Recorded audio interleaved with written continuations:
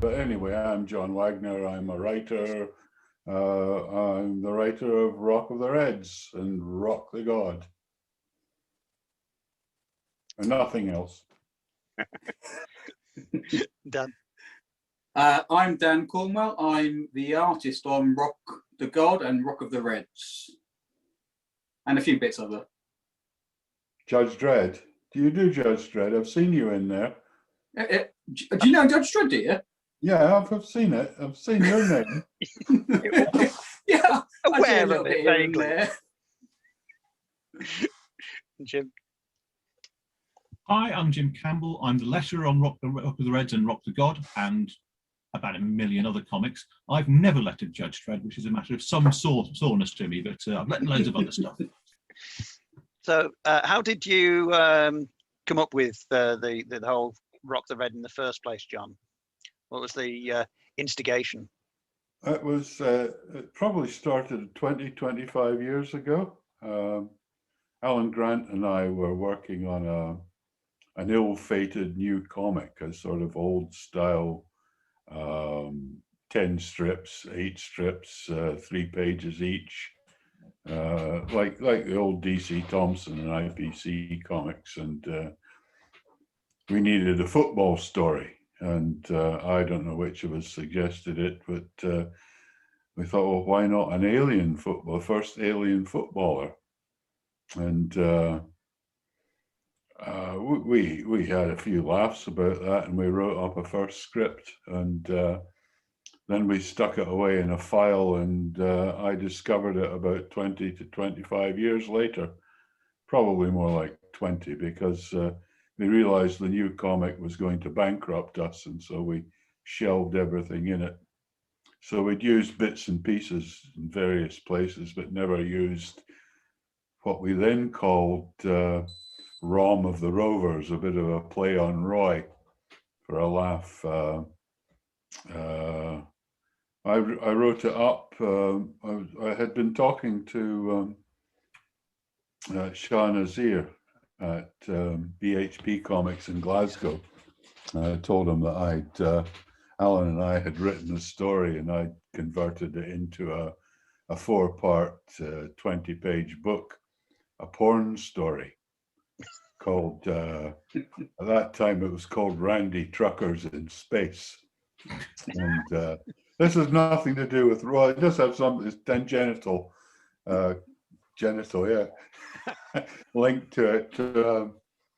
And so Shah, being pretty upright kind of guy, was a bit worried, but he wanted to use me, and Carlos was going to draw it at the time. So he said, okay, well, we'll go ahead with it.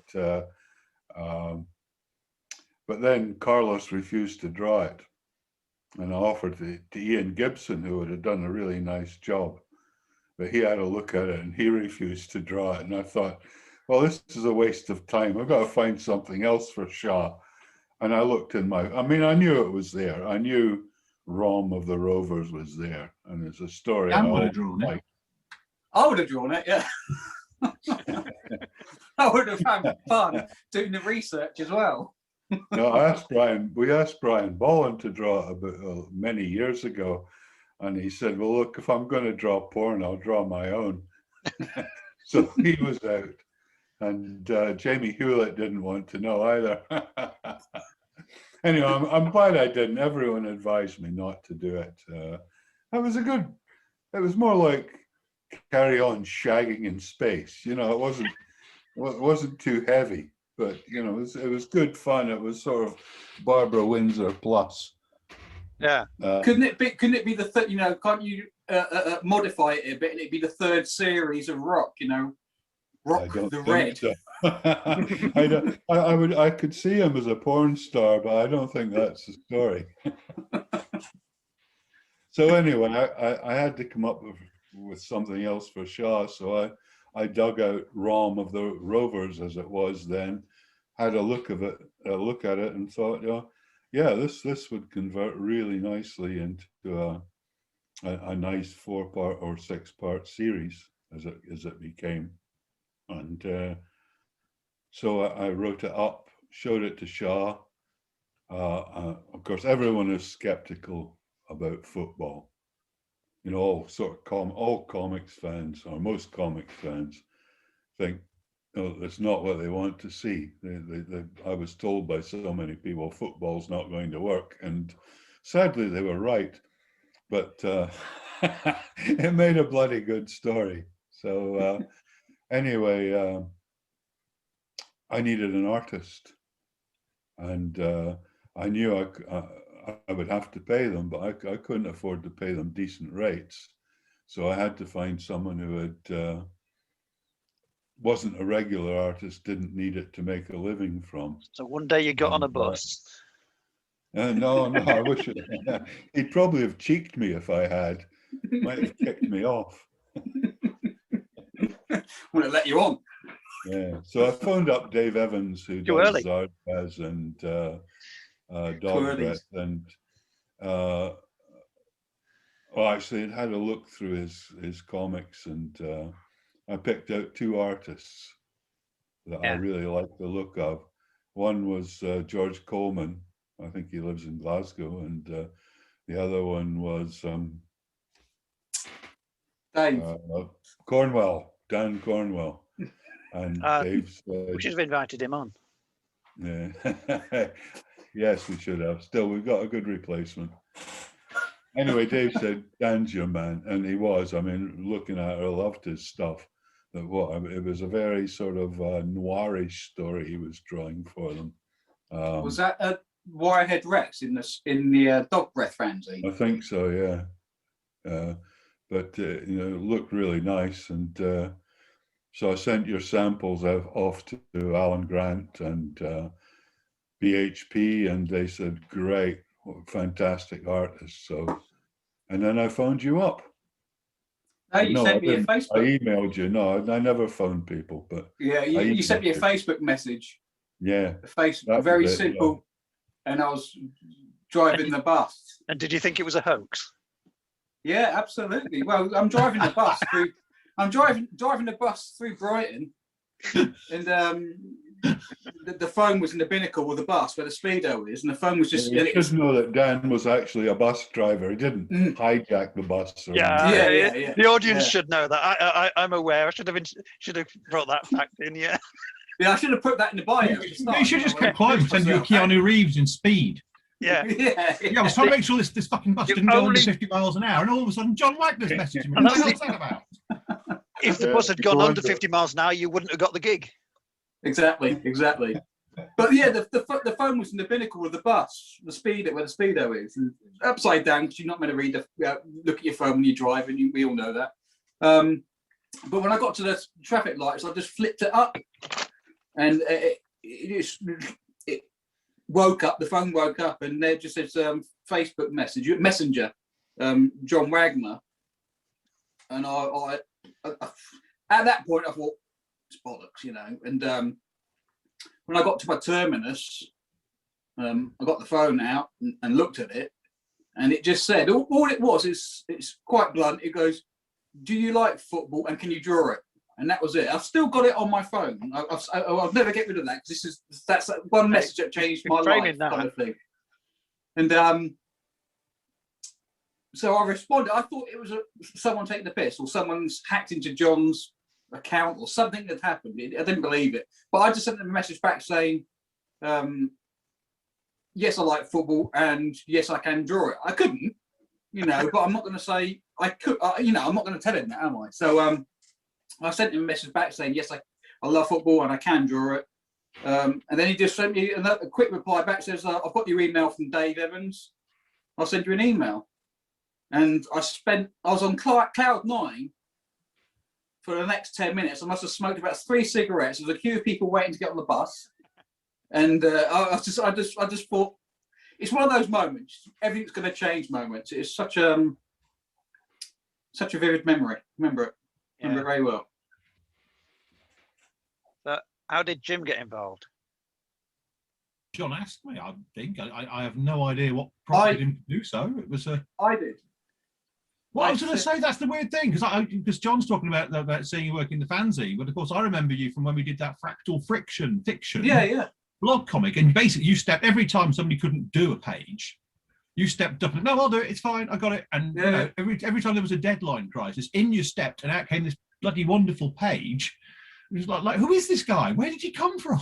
Well, John was looking, because once I agreed, and John told me all the details of what it's going to be, and you know, we agreed on page rates, and this, that, and the other. He said, "Oh, we've got to find someone to letter it," and I think he's tried someone at 2018, but they're too busy. And I just said, I know someone who's really good at this, and Jim Campbell. I goes, he's always on the forums in 2008. He's done loads of stuff. And I think I had your email at that point, so I sent John the email. And I remember I think I asked you actually, Jim, would you want to do this lettering? Yes, you did. With John Wagner, yes. And I think you said, bloody hell, of course I would. So I sent your email to John, and then John contacted Jim, I think. Yeah, you're a star. Sorry, John's his dream maker. Was Carlos going to originally draw Rock then? No, it just never had that an was artist Rock. no. So it was straight to Dan. I think I might have asked him, and he might have told me to get lost. So No drop football. the character designs, were they something that you did on your own, Dan, or did John give you pointers? I think the description of Rock John sent me was big, red, with horns, and you know, like Hellboy, but not Hellboy. But as soon as someone tells you, don't draw Hellboy, description, and then say, but don't think about Hellboy. All you think about is Hellboy. So to try and draw something big, red with horns, that's not like Hellboy. It did take a little while, but I think we got there in the end. But a lot of it just comes on the page as I draw it. You know, a lot of artists would sit there and design characters and design. Rock I did, obviously, because he's the lead, the main character. But the rest of the characters, they kind of just happen on the page. You know, I don't spend too long designing them because it's more of a natural thing. Just to, you've got it in your head and it will just come out on the page, if you know what I mean.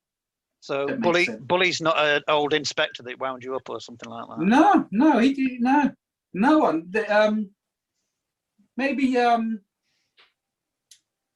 Ruby. I spent a bit of time trying to get her to, you know, she's a mother, and I kept drawing her overly sexualized for whatever reason. And I thought, I've got to calm this down, you know. She took a bit of time she wasn't a porn star. I've got to keep telling myself she's not a porn star. She doesn't have to be big breasted and this, that, and the other. She's just a mother. That's John's other book. Yeah, exactly.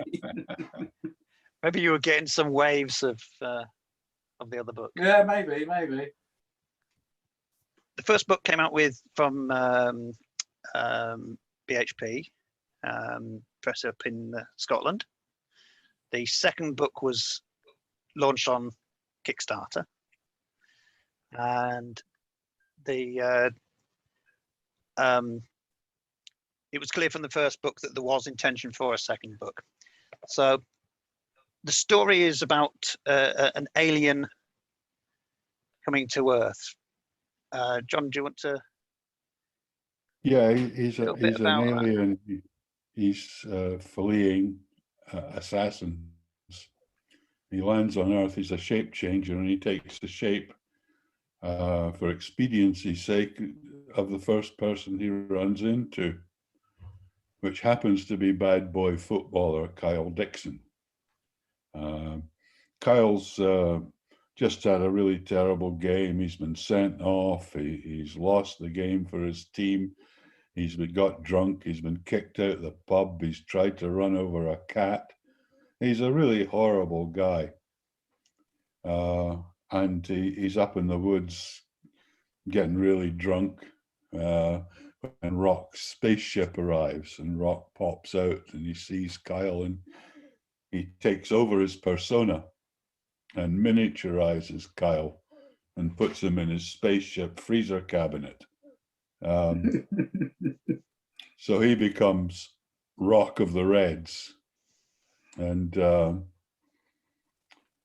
in the guise of Kyle Dixon, he plays football, which he thinks at first is quite an inconsequential pursuit, suitable for these primitives, but not for a higher species like himself. But gradually, football seeps into his fiber, and he begins to love the game. And in fact, he loves it more than his previous life.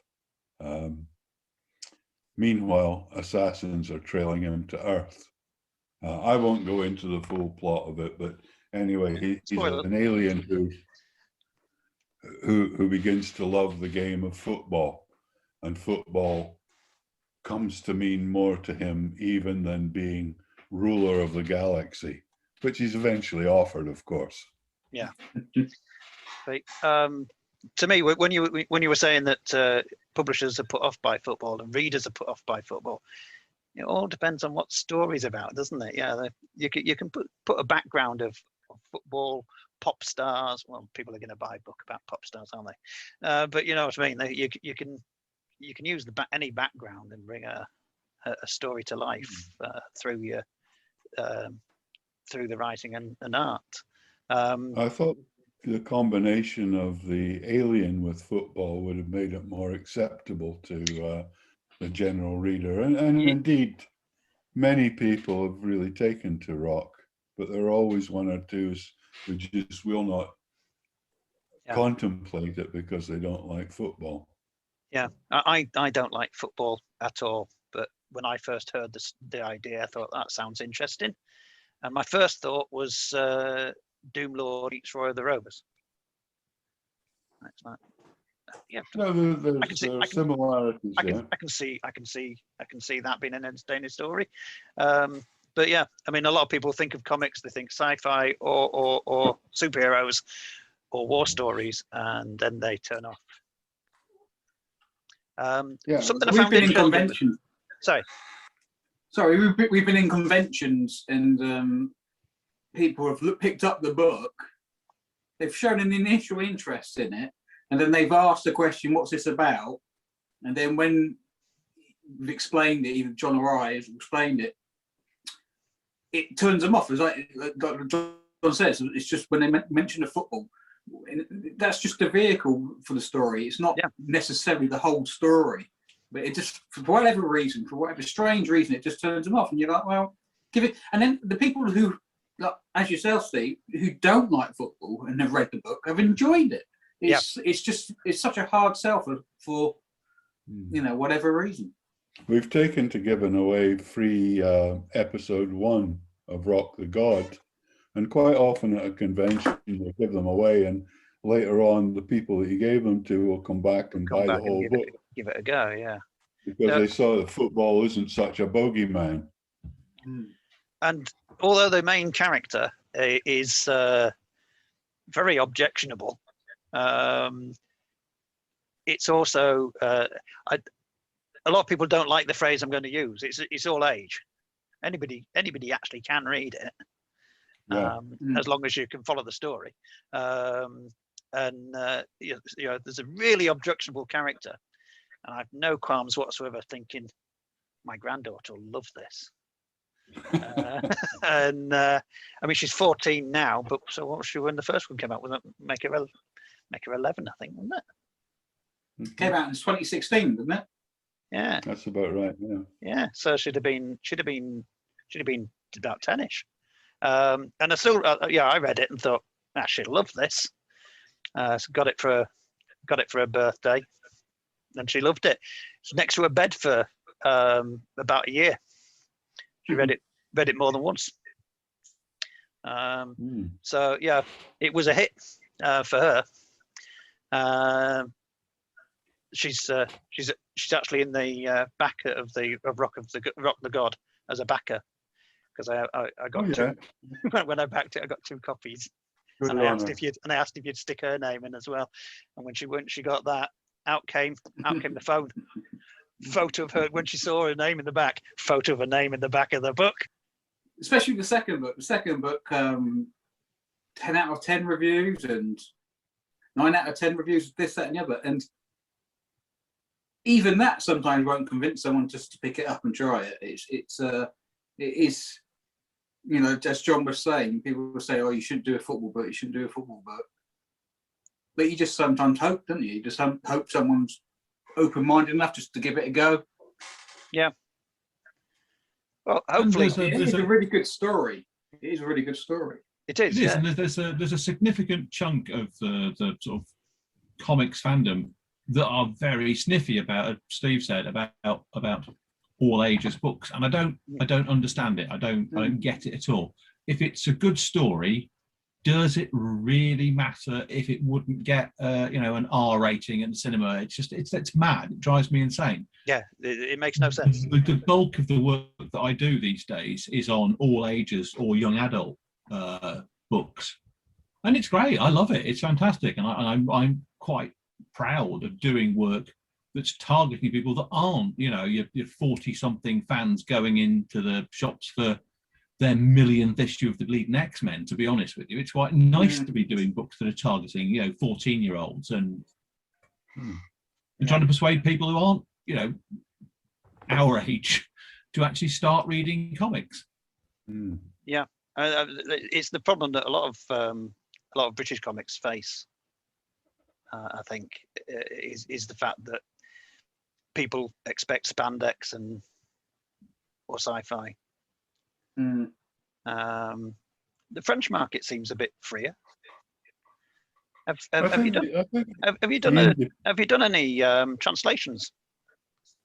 Not yet. Nobody's agreed to publish it. Nobody's agreed. No, not yet. You get sort of blank looks from them when you mention it. Yeah.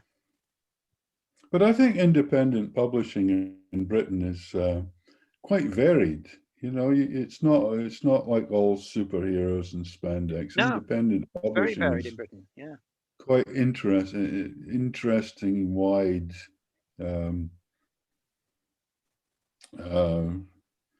Sometimes really excellent in the kind of material that gets put out.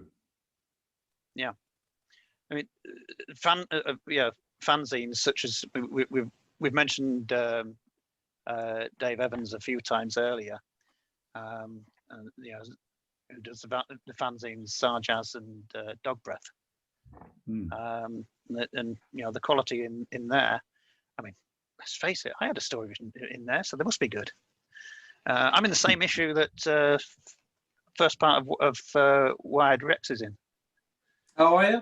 Yeah. I've got that down. I've got that somewhere. I was going to look for it, but I can't find it. A Gronk story with Nigel Dobbin. I don't think people appreciate how important the small press is in the UK, because obviously once upon a time there were dozens of comics, and there was a hierarchy. Even like someone like IPC, when they were published in 2000 AD, there was a hierarchy, and you could go in at one of the sort of inverted commas lesser titles and work your way up to one of their big titles like Battle or 2000 AD, and that's just not there anymore. No.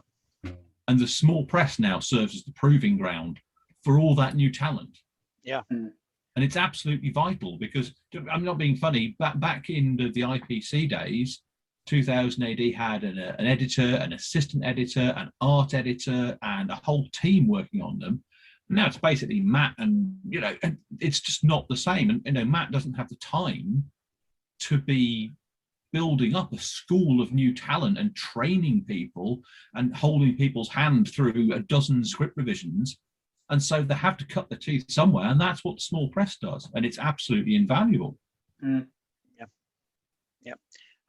Well, and you need to get your books on the shelves as well. I remember I was emailing John about getting Rocky to somewhere like W.H. Smith's, or when it was in comic, the first 6 Rock of the Red, where could we get that into Tesco's, on Tesco shelves? Because Tesco's take up all the corner shops now. There's no corner shops anymore. And I think John was telling me how much it would cost just to get onto the shelves of these places. Oh yes, I used to work in newspaper and magazines, and yeah, I mean, Smiths are basically gangsters. It's outrageous. Yeah, they want it's normally normally a minimum of 50% of the cover price at minimum, isn't it?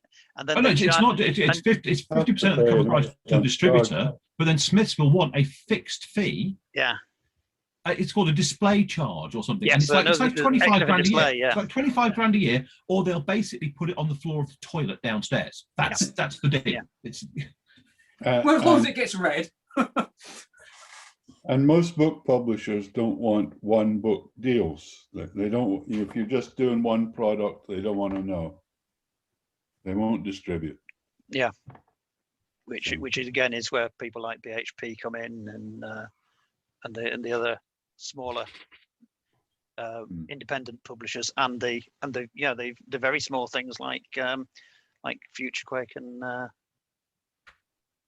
with their home book and basically you need is a bit of luck. You need like a TV company to pick up your product, or a film to be made from it, and then publishers will look at you and they'll want to put out your stuff, or retailers will want to sell it. But until then, you're sort of back against the wall.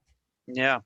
So the first Rocks sold really well. They didn't, for an independent, the fact we went to a second print run was quite an achievement, I think, for an independent book. Yeah. The problem with Rock the God, of course, is it came out COVID last year. So yeah, was it? Yeah. So straight into COVID. No conventions to drive sales. So I imagine that's giving it a knock. I've got a shed full of them. Yeah, I'd imagine that's giving it a knock. Hopefully, when cons start again, maybe you'll be able to empty your shed a little bit.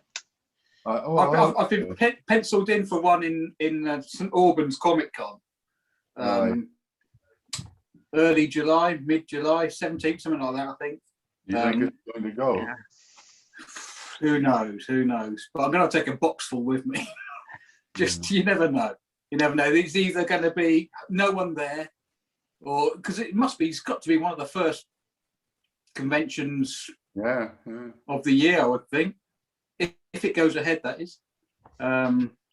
Is anyone else doing any conventions this year? I've got Thought Bubble down as it's. I mean, that's either going to happen or it's not going to happen. But I thought, well, is that November again this year? It might be October. I can't remember. It's either late October or November, but it's got that extra time to potentially happen. I don't know what they're going to do about crowds, because it's still people who you can have people who completely ignore anything they put in place, and you can have a lot of people that will still choose not to go. We should be well through the vaccination program by then. I mean, we should be coming out the other side of second doses for most people. So hopefully, I think if it's all up in the air, because we're only ever one new variant of the virus away from another bloody lockdown. So it's a crapshoot, whatever. But if there isn't a new variant and blah blah blah blah blah, then the vast majority of the population should be on their second vaccination dose. And to be honest with you, notwithstanding variants, it should be as close to business as usual as we're going to get this year. So that's how I'm working on it. It's like I'm just crossing my fingers and thinking, fingers crossed, because we should, if it all goes well, be more or less normal by late October, early November. So, but it definitely had a huge effect on what we would have sold rock-wise. Yeah. Because without any shadow of doubt, we would have gone to. I think when we launched Rock of the Reds, in 1 year I went to something like 13, 14 conventions in 1 year. And I think, John, you went on a tour of about 15, didn't you, in 1 year? Yeah, I did. I think 8 weekends in a row. Wow. Mm. Yeah, it made me quite ill. I've been quite glad for the break.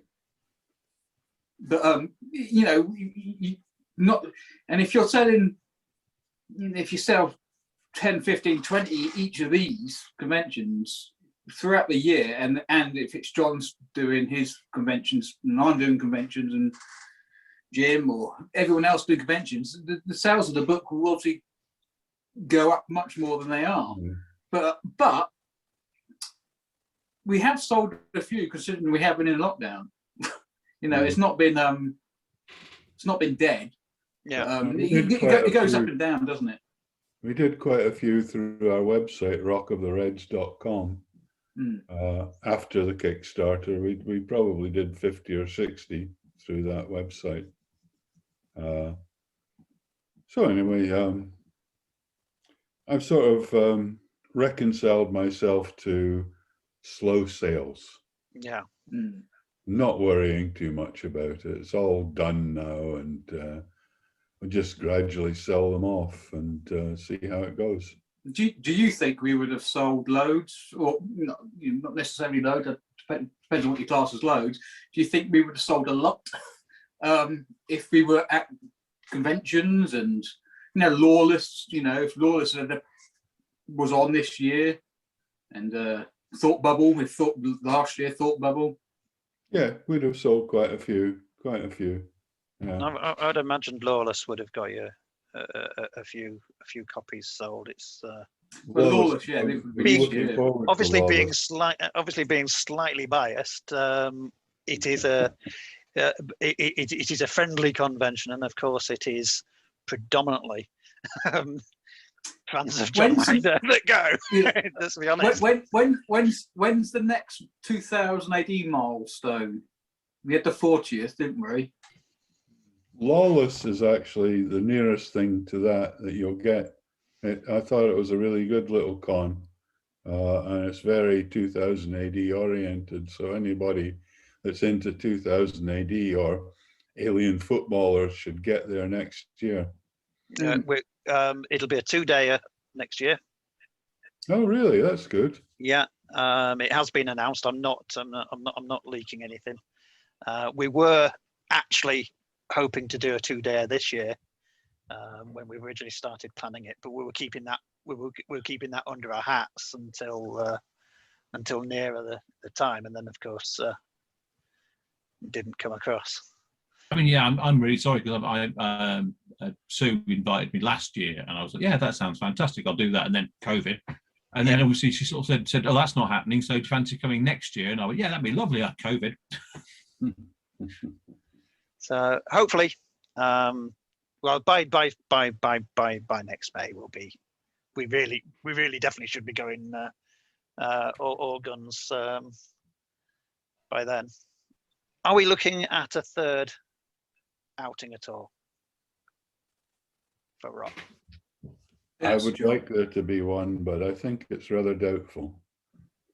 There's only so much money I can afford to lose. Yeah, so we need to get the shed emptied of those copies. Yeah, I think that's the thing. If I can actually make the money back, actually pay myself for the scripts for once, I'll think. The thing is because, like I said, because of COVID, the sales haven't been anywhere near as good as they probably could have been if we were attending conventions and the world was open. It's just been such a shit show of the last year and a half for anyone. You had the 77 launching their comics, and it was meant to be launched at Lawless last year. Yeah, and to do it like we did through COVID, it's going to be a massive hit on sales. But obviously, if we sold all the copies of Rock the God, then you can gauge the demand, can't you, for another series? I suppose. Because that's a metric you don't have for your Kickstarter. People who've done repeat Kickstarters can see their repeat sales. They get repeat backers. Of course, you've no idea who backed the Kickstarter, who bought the first one to have that those facts in front of you for the next one, because you've got first book was PHP, so people have bought it that you wouldn't have a clue about, and then the Kickstarter, of course, you do know who's done that. It was, yeah. There's a lot of work. The Kickstarter itself was a lot of work, and John done, 90% of it. Occupied so much of my time that I hardly did a stroke of real work that year. Yeah. So if I'd kept working, I could probably have earned as much as the Kickstarter provided. There you go. I mean, it's a chance you take. Like someone told me, the Tank Girl Kickstarter did something like 180 grand. Yeah, it's about 175. I did. I actually did some of the lettering and the production on that book, and it's like I don't. Well, I suppose that's what you get, but you should just get Jamie Hewlett to do a variant cover, and then you'll be fine, because that's presumably where that came from. Because I'm not being funny, Tank Girl doesn't have that much of a fan base. I mean, it's got a fairly, it's got a film that wasn't even as successful as either of the Judge Dredd movies. So you haven't got that kind of name recognition going on. John, in the third series, introduce some punk style, renegade character that we can just stick on the cover. She could just be a bystander in the story, just so it increases the sales, maybe. And a kangaroo. And a kangaroo. When I do interviews, I do ask if there's anything we've not that's never been asked. Is there anything else that's never been asked about rock that you think we could address or should address? I suppose the affair between Rock and Ruby, but I don't really think we're prepared to talk about that at this moment. I wonder, did anyone pick up on it in the book? That there's a page in Rock with a God where in the script John says, and Ruby's hand touches Rock's arm, and there's a hint of sexual tension. Will you come back? Bye, honey. And as I was drawing, I just had one of these kind of Hollywood films in my head. Yeah, that was one of the nice things about Rock, that it was accessible to everybody. It was, I mean, when you write for kids, you'd never write down to them. No. You just try and tell a decent story, and that story should be enjoyable to any adult. It's like The Hobbit. It's a kid's story, but I mean, I read it as an adult and I loved it, Do you remember that convention we was at, John, where you I can't remember which one it was, but you handed these two brothers, one was about 5 and one was about 8 or 9, I suppose, and you handed them a free copy of, I think it was issue 1 of Rock of the Red at the time, and they both walked off with their parents looking at this comic, beaming, and about half an hour later they both came back and they wanted to buy the whole lot, or the book, I can't remember, but they bought the entire series because they sat down somewhere, read the first issue, loved it, and then they came back to buy all 6 copies or the graphic novel, whatever they got, I can't remember. But that's the moment, isn't it? That's the moment that's the looks on their face. Yeah, it's really. That's brilliant. I mean, that is just brilliant. That's, like if you can connect back to giving a kid the joy of a comic book. Well, we signed them as well. We signed them. Remember, we signed them, and the mother said, "Oh, can they have the photograph taken with you?" And so me and John stood up and went round the front of the table to have our photos taken with them. And then when we sat back down, these 2 kids were walking away. And when kids look over their shoulders and walking away because they're like with these books in their hands, gripped in their hands, big smiles on their face. Such a lovely thing to see. Yeah. So and that's what it's about, isn't it? That's what it's about. Yeah. Without giving spoilers away, the end of the first book did make it clear that there was a potential for the second. So I think it is. I think it's fairly easy to talk about the basic plot premise of the second book without spoiling the first. So what's where have we moved on to when we revisit?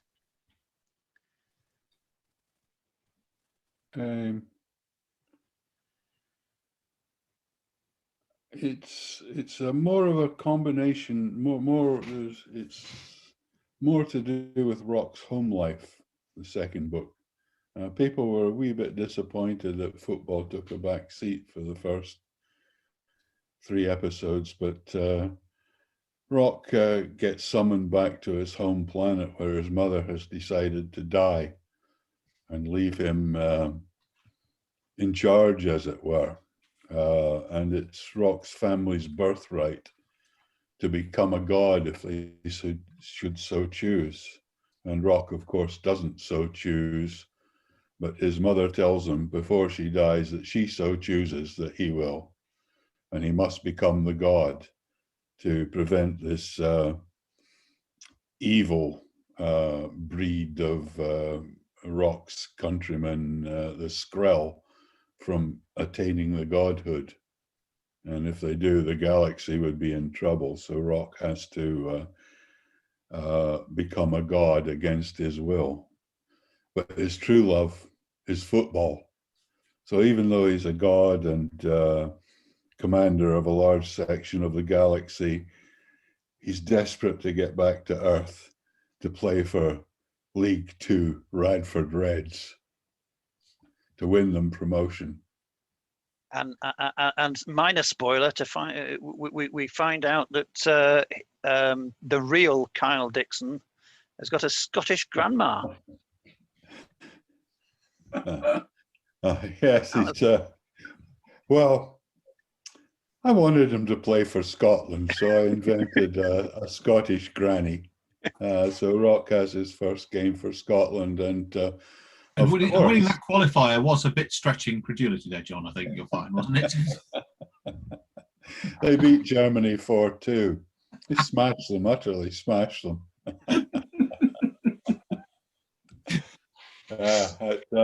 Meanwhile, the real Kyle and referee Nigel Bull, who've been shrunk to about 8 inches tall like Barbie dolls, escape from Rock's spaceship, and they go on this strange miniature buddy movie, and they get up to all sorts of adventures, and eventually, well, I'm not going to go into where they eventually end up, but they're a really good laugh because they hate each other. I mean, Nigel Bull despises Kyle Dixon, and Kyle Dixon, because Nigel Bull's a referee, not only a referee, a corrupt referee. Corrupt referee. He hates him. So together they go on a wild adventure while Rock's away in space, and even when he gets back. Yeah. It is like a bad boy buddy movie, that part. Yeah. Yeah, it is. It's a sort of Burt Reynolds could have been in it. I do have to say, I thought there's humour in the first book, and the second book is very funny. I mean, it's very actually properly laugh out loud funny. It's brilliant, and that's a hard thing to sell in the art. So I think Dan, you did a fantastic job on it. It's there's 2 things that are quite hard to do in comics, and that's horror and proper laugh out loud comedy. And I mean, I'm sitting there and I'm lecturing it, and I'm genuinely chuckling as I'm doing the pages when I was working on it. Yeah. And just the Godstone. I'm sorry, John. The Godstone is hilarious. And this is like that, because that's completely out of left field. I mean, it's like, there's no build up to that. This thing just randomly enters the story. It's like sarcastic as hell to the, and no, it's wonderful. It's so funny. It's such a good book, and also doesn't lose track of like the drama and being exciting and all the rest of it. But it's so funny, and that doesn't. I don't want to suggest that the first book isn't funny. It is. Yeah. But the second book is properly laugh out loud funny in a number of places. It's superb. I think it works really well because Dan's characterizations are so good. Yeah. I mean, his characters just look the part and they look funny, especially like Baz and Shell. Baz and Shell. The lowlights that capture Kyle And that bloody cat. Yeah. That's 12 years working on the buses. That's what that is. Yeah. But I remember I really enjoyed drawing that. I think the thing with Rock the God is Rock of the Reds is a fantastic book. But you're starting off the story, you're introducing the characters, the storyline, and all this. Like, whereas Rock the God, it's kind of found its feet. We've done all that. Now it's now running. It's now running. Now you can go with the story. You're not introducing it to the people. And I'd improved as an artist myself. When I was drawing that, I still think it's probably some of my best work because I was just thoroughly every page. You're doing. You know, one day I'm sitting there drawing football. The next day I'm drawing miniature people running around, almost getting run over and God knows what else. And then alien spacecraft and alien world. You know, it was just such a fun thing to do. And like I say, when I as you say, Jim, when I was reading John's scripts, they're just so funny. Just to read the scripts were funny. Yeah, I mean, it's something that a lot of readers don't understand is that sometimes the lettering is essential to drop a punchline.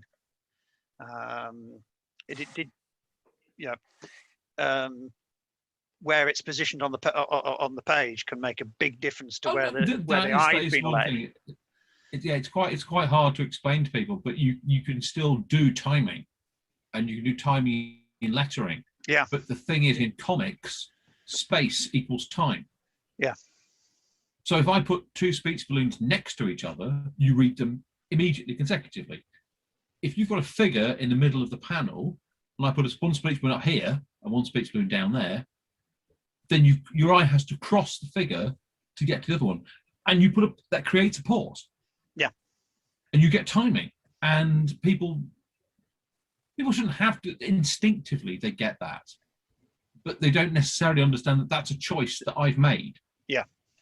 And sometimes John will say that didn't work, put it back. Do you know what I mean? It's like, sometimes I'll think that punchline needs a pause and I'll get the notes back and John will say, well, no, that didn't work, put it back, which is, I'm not saying like I'm making this, but do you know what I mean? But it is a thing that people don't necessarily appreciate, is that every single bit of placement is a choice that somebody's thought about. There's something about getting when John sends me the scripts. I draw the pages, send them off to get coloured. The colours come back. When you see Jim's lettering at the end of it, there's something about seeing that the finished article and how well it works. Because I can draw it as well as I can. John can write it as well as it can. But if it's lettered poorly and it doesn't, there's got to be a flow to the story. It's got to flow. Yeah. And if it doesn't flow, you won't enjoy it. It's too hard. You're trying to figure out what the pictures are doing. What does this storyline mean? And all this. So when it flows, and when you get Jim's lettering at the end of it, and you're sitting there reading it on the screen, there's something different about getting it in the book. Obviously, it's so nice to have it in your hand. I love it. But when Jim was putting the files in Dropbox, and you can actually look at the whole thing as a completed thing, and how well it worked. Because Jim obviously did all the design work as well, the actual production design of the thing as well. So, but he knows what he's doing. I was going to say, and the other thing I say about why people should rush out and buy the second book. Obviously, buy the first book as well, but I think the second book, looks great. I think it looks great. I mean, from the cover that's just lurking just behind your shoulder, which I think you did a fantastic job on. Yeah, I love that graphical thing that you brought to that second cover. I think the second book, with the best word in the world, looks fantastic. When John commissioned Bron Bolland to do the cover, and he did such an intricate thing, I just thought to myself, well, I can't compete with Bolland. So I thought you've got to do something that's completely the opposite, something really clean, and there's nothing to it. But I thought it would work, just doing it like that. Fantastic. It No, looks great. it is eye-catching. Thought it That was the said point. something about the story as well. You know, just the poses of the both of them, like Kyle's arrogance and Rock's superiority. It came over in that cover. Yeah, they are full of character. And I thought it would jump off the shelf as well. If you walked into a comic shop, the contrast of the red and the white would jump off the shelf, catch your eye. Yeah, That's what you got to do, isn't it, with the cover? Something else. And obviously, I appreciate, you know, as a Nottingham lad, I appreciate, you know, your tribute to Forest as well, because their colours. Something else about the lettering as well as Jim's sound effects. They are really good. I mean, these days you ask for sound effects, they're sort of, I don't know, they're computer generated, or I don't know how, but Jim's really work. Jim puts a lot of thought into them, and I don't use that many, but the ones I use, I want to see them done right, and Jim's are really, really good. And I think that so improves this. It's like the lettering, it's all part of the art in the end. Yeah. I did one sound effect of my own, and I remember when I was doing it, I was thinking to myself, Jim's going to hate me for doing this. But when I read the script, and it was that one page where the car explodes, and John wrote, you know, the sound effect on there, and as I was sketching the page, I saw the sound effect in my head as I was drawing the page, and I thought, do I dare stick this in there? And I thought, well, I'm going to do it. I put it on an acetate layer. So I had a scan of just the art, and then the scan right. So I put the one with the speak with the sound effects on, and I thought, if Jim says something, I'll say, it's okay, I've got another version, just in case. Well, I mean, all the thing. I mean, I grew up with. I mean, I'm old enough that I grew up with everything was hand lettered when I was growing up, and so I just grew up seeing all the hand lettered sound effects. And so in my head, when I see a sound effect in the script, I'm thinking, how would all the guys that lettered stuff when I was growing up have done that? And so I just try and do that. And you know, there are. It does annoy me when you see that just doing lazy sound effects. It just look like they're slapped on the top and like. But you put a lot of thought into things too. The way different characters have a slightly altered style of lettering. I think that's really nice. Really works in the book. Oh, and the way you did when Rock gains that one power where he can read minds. I don't think it's going to ruin the story, but he reads minds and he can see what they're actually saying. And there's the segment with Malcolm Greedy, and he's talking to Kyle, and you've done that ghosted out speech balloon next to him. Those were I use it on Facebook. That whole, you know, I'm an asset stripper and I'm going to rob this club for everything I can do. How strangely appropriate now. So are Redford Reds in the European Super League? Oh, absolutely not. Yeah. Rock would kill them all. Yeah. Starting I with think the we have the Glazers. plot of the third book. Well, if it's taking It's away like from the Strontium fans, Dog Rage, but for like the Super League. yeah, if it's taking away things away from the fans, yeah, Rock wouldn't like it, would he? No. Yeah, right there at the end, like you know, down on his knees and saying like, "Why are you doing this?" And Rock's just, because I hate you. yeah. A comic, any fiction can suddenly the story. Is that where Malcolm Greedy comes from, John? Oh yeah, Malcolm Glazer. I experimented with names that were a bit like Glazer, but I thought just greedy. Greedy. Bastard. worked so well. I should have really done him more like Glazer, shouldn't I? His character, his face, and that lot. But there you go. The production of the book, you've done all that yourselves. Just Yeah. Jim was our production man. so I've done print production since I was about 25, which is about 25 years ago, or more. And yeah, but the thing is, I love it. I really love it. I like doing it, and it makes me. It's one of those weird things. It's incredibly nice to do stuff. It kind of feels like you've made something with your hands, and I can't explain. It's like, like actually physically carving something.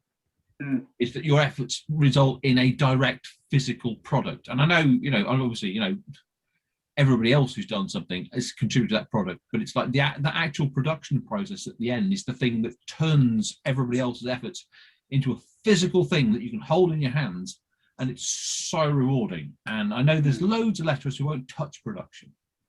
Yeah. But that's my print production is my background. Like before, I came to lettering from doing that, and it's so satisfying to. I mean, occasionally, fingers crossed, hasn't happened for a while. You get it horribly, horribly wrong, and so there's always a heart in your mouth moment before the stuff actually comes back from the printers. But well, it's such a good book, isn't it? When you pick up the book. Oh yeah. From cover, from cover to cover, it's such a nice thing to have. It's a nice, like you say, the production of it is it's not out of place on the bookshelf of any other title. It's perfectly done. It's a I like the space in between each chapter with the Kevin Keegan quotes. Yeah, and how perfect they are for each section. It's just, are they genuine quotes? Yeah. I was reading them, and I didn't want to spoil it for myself by googling them. I'm reading them, and I'm thinking that does sound like something he might have said. But I wasn't. With not being a football fan, I'm aware of these things. You can't really not be. Clearly, John's a huge Kevin Keegan fan, because obviously, like, he put him in comics with Johnny Alpha and his 1970s perm. So I always thought Johnny was. Was Carlos a big fan of Kevin? Because it really seemed to be an inspiration for him. I think it was the period when he drew him. Everyone was wearing mullets. There was a lot of that hairdo then, yeah. I think my dad actually had his hair perm. Not in Johnny Alpha style, but he just had his hair permed around that time as well.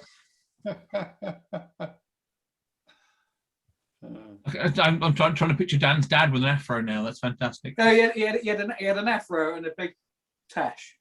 Oh, did he have the late 70s, shaft, early 80s shaft style porn tash?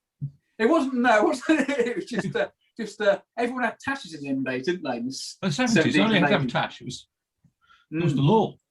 Yeah, it was. You got to underline your nose. Yeah. So, well, thanks for your time for this. Despite me saying in our chat before, when we were planning this, that I can't remember exactly what I said, but somebody had to do it or something. We actually obviously had more than one person willing to do this panel. It's a joy to chat with you. So is just to finish off, what have you got anything else coming out soon, or just and give us the your website for Rock of the Reds again as well. It's rockofthereds.com, and there's a shop there, lots of interesting articles. Hope to see you on there, at the shop especially. Personally, I've got some dreads coming up, a particularly interesting one called, now that's what I call Justice, based on the well-known discs. Do you know who's illustrating that? John Higgins. Ah, And I'm also hoping to do a new one with Dan, but we'll have to see about that. I'll speak to Matt about it this week or Dog. next week. Dog, not Matt. Dog. I think Matt's pretty human much assistant. pretty much every email I send John, at some point in there's me begging to do a Judge Dredd with him again, because I've done 2 Judge Dredds with John and I've been with 2000 AD now for 4 years I think, and I've only done 2 John Wagner Dredds. So every time it's almost like my goodbye at the end of an email. Gives a dread kind of. You know what I mean? But I've got a couple of things. I'm working on a department case story for the prog. I'm really hoping Matt gives me that, because I did the first department K that PJ did, and it was great, and I really loved it, and I'm so pleased you're doing it. I mean, no disrespect to PJ, but I'm really looking forward to seeing what you do. Hard act to follow. Hard act to follow, it really is, because his style, he's got such a unique style, which totally suited that story. Hopefully everyone likes it. Yeah, John's talked to me about the Dredd, possibilities of a Dredd. So that I've also got obviously got another Godwin's Law in the Blazer 2nd issue. Ooh. I've got to do. That's coming up. I'm sure there's lots of other bits and pieces I've completely forgotten about. And Jim, tell us what you're not working on. I couldn't even start. No, to be honest with you, I couldn't even start to tell you. I mean, yeah. I won't lie. I mean, everything that I get to do. It sounds really trite, but I'm in a fortunate position of I haven't worked on a book that I haven't enjoyed as a reader for about 10 years now, and it's a privilege to do it every day. If every day, sometimes books are difficult and I get a bit cross and I go, oh, this is really hard work, but the books themselves are almost without exception great, and it's a privilege to get up and do the work every morning. It's wonderful. So I would say I would recommend every single book that I am working on. If you see my name on it, buy it. It's a good book, and that's not down to me. But you want to get a Jim Campbell certified stamp. Campbell approved, stamp of approval, yes. Back to my anecdote about Thought Bubble. When I had 2 books in my hand and only £10 left in my pocket, because I was budgeting by making sure I only used cash that day, and trying to pick. And I picked the one that Jim had lettered. The next 2 tables both went, oh, Jim's brilliant. He did that one for us. And they were just happy. It was brilliant, because they were happy that I'd bought that book. They weren't trying to flog theirs. They were just happy and just letting me know, oh, he's done these as well. And yeah, it was quite a nice little chat. That. Right, thanks for your time. As I said, it's been a fun chat for me. Hopefully, it's been all right for you with the having to restart a couple of times. And sorry, Steve. Let's drop for a second. I do apologise. Yeah, Sue will have to edit this bit out. It's been absolutely lovely to talk to you, Steve. But I also want to say, Dan, John, it's been so nice talking to you. And I know. I'm really hoping that we can actually sit down and do this again sometime soon. Because it's been brilliant. I've really missed it. We were all going to meet up last year, weren't we? Yes. Yes, we bloody well were. So I really just while I got you, I just wanted to say, it's been so nice to see you both. Yeah, because the last time we saw each other, all of us, we went for that meal in Birmingham. When none of us went to see the Judge Dredd screening. Yeah. None of us went to see the Judge Dredd, and I think we didn't we call that curry that you and John had the Wagner special. Yes. Because I remember just watching me and Becky on one side of the table and you and John on the other side of the table, and you both looked in serious pain. I'd have to be honest. You both looked like you were in pain. It was great. I mean, it was great. It was absolutely delicious, but fuck me, it was a bit industrial. Well, 2022, Lawless down in Bristol. Yeah, let's all meet up there. Well, I'm up for that. and I'll sneak onto your table and wig into it all. Yeah. That's good. Excellent. Thanks for your hosting. Thanks a lot. See you later. Yeah, cheers. So Have a good one, everyone. gentlemen. Cheers. See you later. Bye.